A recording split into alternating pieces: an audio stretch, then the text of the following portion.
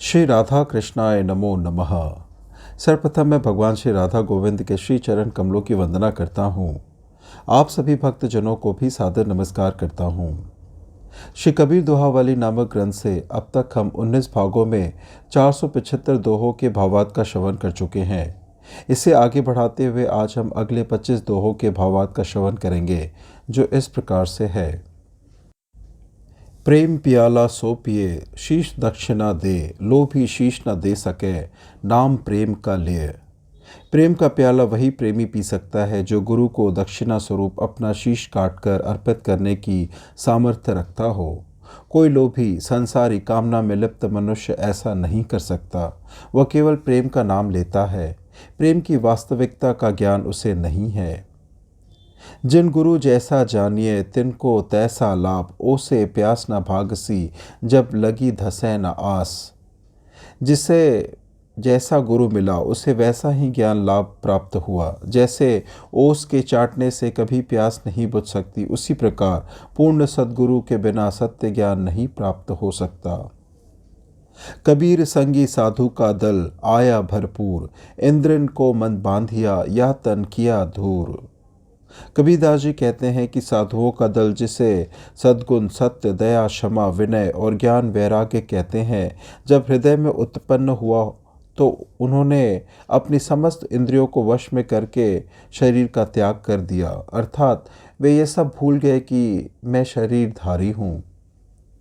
हरिजन तो हारा भला, जीतन दे संसार, हारा तो हरि सो मिले, जीता जम के द्वार।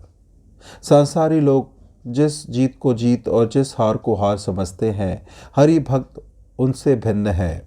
सुमार्ग पर चलने वाले उस हार पराजय को या उस जीत से अच्छा समझते हैं जो बुराई की ओर ले जाते हैं। संतों की विनम्र साधना रूपी हार संसार में सर्वोत्तम है।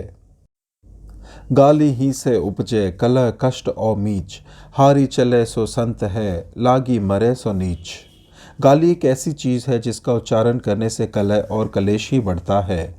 लड़ने मरने पर लोग उतारू हो जाते हैं, अतः इससे बचकर रहने में ही भलाई है। इससे हारकर जो चलता है वही ज्ञानवान है, किंतु जो गाली से लगाव रखता है वह अज्ञानी झगड़े में फंसकर अत्यधिक दुख पाता है।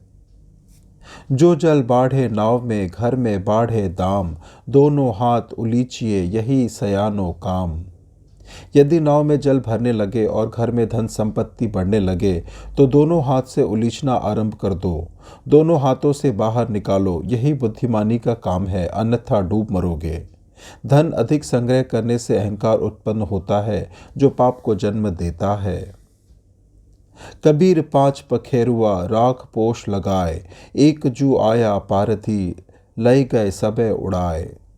संत शिरोमणि कबीरदास जी कहते हैं कि अपान उदान समान वयान और प्राण रूपी 5 पंक्षियों को मनुष्य अन्न जल आदि पाल पोष कर सुरक्षित रखा, किंतु एक दिन काल रूपी शिकार उड़ाकर अपने साथ ले गया, अर्थात मृत्यु हो गई। कबीर यतन जात है सके तो ठौर लगाव, कह सेवा कर साधु की, कह गुरु के गुण गाव। अनमोल मनुष्य योनि के विषय में ज्ञान प्रदान करते हुए संत जी कहते हैं कि हे मानव, यह मनुष्य योनि समस्त योनियों में उत्तम योनि है और समय बीतता जा रहा है। अब इसका अंत आ जाए, कुछ नहीं पाता। बार बार मानव जीवन नहीं मिलता, अतः इसे व्यर्थ ना गवाओ। समय रहते हुए साधना करके जीवन का कल्याण करो, साधु संतों की संगति करो, सद्गुरु के ज्ञान का गुण गाओ, अर्थात भजन कीर्तन और ध्यान करो। बेटा जाए क्या हुआ, कहा बजावे थाल, आवन जावन होए रहा, ज्यों कीड़ी की नाल। पुत्र के उत्पन्न होने पर लोग खुशियां मनाते हैं, ढोल बजवाते हैं। ऐसी खुशी किस लिए? संसार में ऐसा आना जाना लगा ही रहता है जैसे चींटियों की कतार का आना जाना है। सहकामी दीपक दशा, सीखे तेल निवास, कबीर हीरा संत जन, सहजे सदा प्रकाश। विषय भोग में सदा लिप्त रहने वाले मनुष्यों की दशा जलते हुए उस दीपक के समान है जो अपने आधार रूप तेल को भी चूस लेता है, जिससे वह जलता है। कबीरदास जी कहते हैं कि संत लोग उस हीरे के समान है जिनका प्रकाश कभी क्षीण नहीं होता। वे अपने ज्ञान के प्रकाश से जिज्ञासु के हृदय को प्रकाशित करते रहते हैं। मोह सलिल की धार में बही कए गहिर गंभीर, सूक्ष्म मछली सुरती है चढ़ती उल्टी नीर।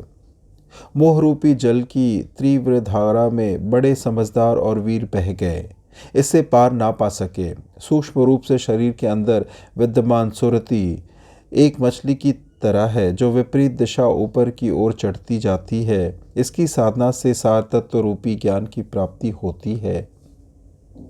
गुरु को कीजिए दंडवत कोटि कोटि प्रणाम, कीट न जाने भृंग को गुरु कर ले आप समान। गुरु के चरणों में लेटकर दंडवत और बार बार प्रणाम करो। गुरु की महिमा अपरंपार है। जिस तरह कीड़ा भृंग को नहीं जानता किंतु अपनी कुशलता से स्वयं को भृंग के समान बना लेता है, उसी प्रकार गुरु भी अपने ज्ञान रूपी प्रकाश के प्रभाव से शिष्य को अपने समान बना लेते हैं। सद्गुरु मिले तो सब मिले, ना तो मिला न कोय, माता पिता सुत बांधवा ये तो घर घर होए। कबीरदास जी कहते हैं कि सद्गुरु मिले तो जानो सब कोई मिल गए, कुछ मिलने को शेष नहीं रहा। माता पिता भाई बहन बांधव जो घर घर में होते हैं, सांसारिक रिश्तों में सभी परिपूर्ण है। सद्गुरु की प्राप्ति सभी को नहीं होती। सहज मिले सो दूध है, मांगी मिले सो पानी, कहे कबीर वह रक्त है जामे ए चतानी। जो बिना मांगे सहज रूप से प्राप्त हो जाए वह दूध के समान है, और जो मांगने पर प्राप्त हो वह पानी के समान है। और किसी को कष्ट पहुंचाकर या दुखी करके जो प्राप्त हो वह रक्त के समान है। उपरोक्त निरूपण करते हुए कबीरदास जी कहते हैं, जो जागत सो सपन में ज्यो घट भीतर सांस, जो जन जाको भावना सो जन ताके पास।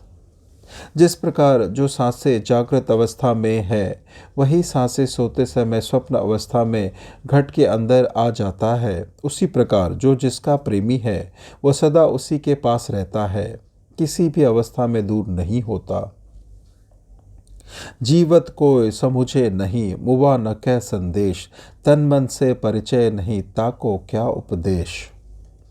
जीवित अवस्था में कोई ज्ञान का उपदेश और सत्य की बातें सुनता नहीं, मर जाने पर उन्हें कौन उपदेश देने जाएगा। जिसे अपने तन मन की सुधि ही नहीं, उसे उपदेश देने से क्या लाभ।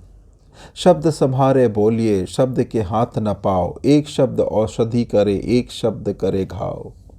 मुख से जो भी बोलो संभाल कर बोलो। कहने का तात्पर्य यह है कि जब भी बोलो सोच समझ कर बोलो, क्योंकि शब्द के हाथ पैर नहीं होते, किंतु इस शब्द के अनेकों रूप हैं।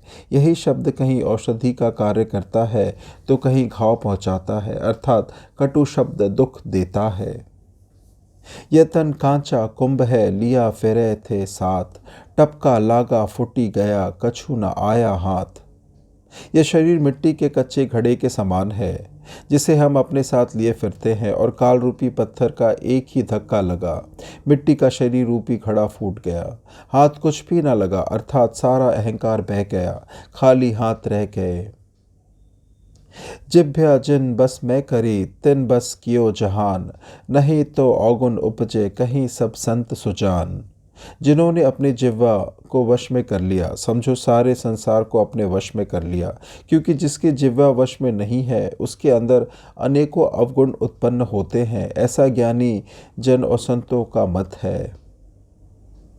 काय पाए जग उपजो, काल पाए सब जाए, काल पाए सब बिंस है, काल काल कह खाए। काल के क्रमानुसार प्राणी की उत्पत्ति होती है और काल के अनुसार सब मिट जाते हैं। समय चक्र के अनुसार निश्चित रूप से नष्ट होना होगा, क्योंकि काल से निर्मित वस्तु अनंत काल में ही विलीन हो जाती है। काम काम सब कोय कहे, काम न चीन्हे कोय, जेती मन की कल्पना, काम कहावे सोए। काम शब्द का मुख से उच्चारण करना बहुत ही आसान है, परंतु काम की वास्तविकता को लोग नहीं पहचानते, उसके गूढ़ अर्थ को समझने का प्रयास नहीं करते। मन में जितनी भी विषय रूपी कल्पना है वे सभी मिलकर काम ही कहलाती है।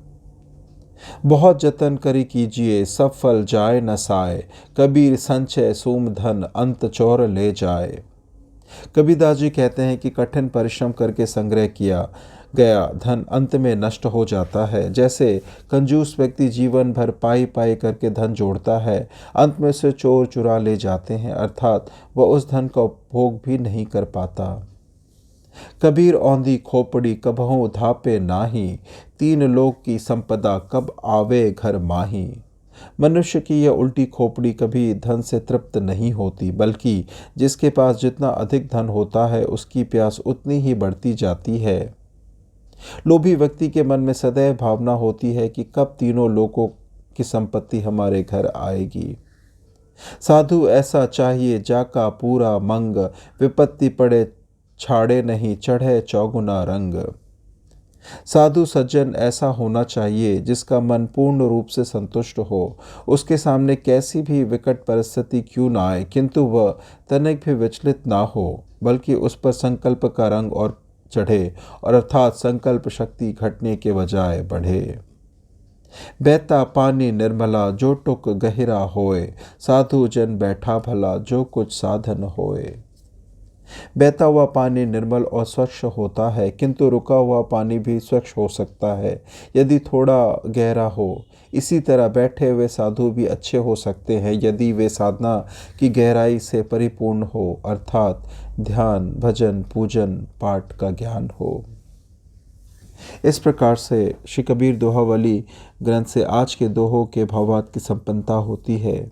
श्रवण करने के लिए और अपना बहुमूल्य समय देने के लिए आपको धन्यवाद। श्री राधा कृष्णाय नमो नमः।